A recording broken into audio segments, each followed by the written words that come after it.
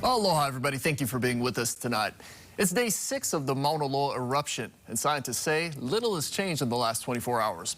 Fissure 3 remaining active and continuing to feed lava towards Saddle Road, but the lava has reached flatter ground and has slowed significantly as scientists had expected.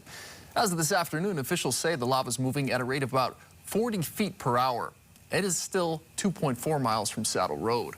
They say it's difficult to estimate how soon the flow will reach the highway. Howard Jaszewski joining us now from the Big Island with the latest. Dash, how's it looking out there? Well, you know, Sam, unfortunately, things haven't changed much for us either in the last 24 hours.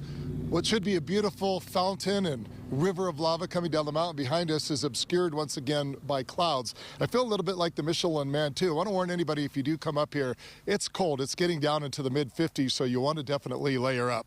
One thing that hasn't changed, as you said, fissure number 3 still keeps pumping out a whole lot of lava, although it's slowing down at the front edge. That's the good news. Another piece of good news for county officials, both state and federal help has arrived.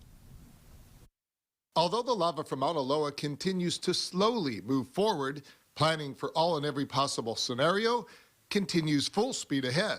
So should there be a brush fire, what does that look like?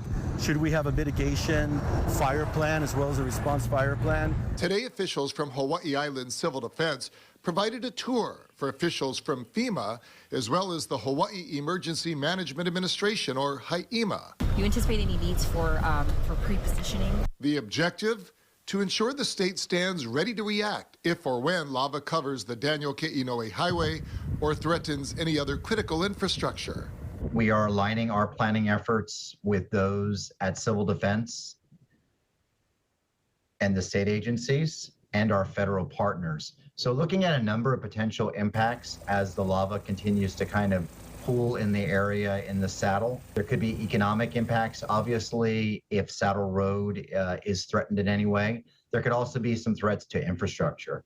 HAEMA Administrator Luke Myers was part of the first team to arrive on Hawaii Island Thursday. Additional team members will continue to rotate in and out as the eruption continues.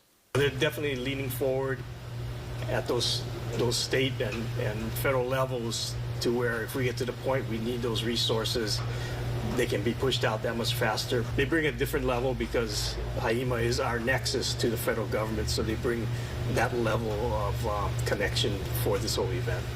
HAEMA was also on island for the 2019 eruption that devastated Leilani Estates and Kapoho. Nothing of that magnitude is expected to happen with this eruption. However, the planning will continue. Like you say, we got to plan for the worst, hope for the best, but they enable us to plan for that worst case scenario. So there are a number of scenarios that could unfold from where we are right now. The most immediate scenario that we're looking at are potential impacts to Saddle Road and the lava continuing down into that area and disrupting traffic and other economic consequences over there on the Big Island. So again, traffic, it was pretty big. There's a whole lot of people that have been streaming in here again to the viewing area tonight. Some of them may be choosing to leave early, as right now there's nothing to see. But last night it was the same scenario, and we heard the sky lifted at about 9:30. Officials will monitor the lava and also monitor anybody who chooses to try to walk out onto this and get a closer look. Not smart, sharp, jagged, dangerous. That's it for now here, Sam. I'm Howard Jaszewski reporting live from the slopes of Mauna Loa. Going to send it back to you in the studio.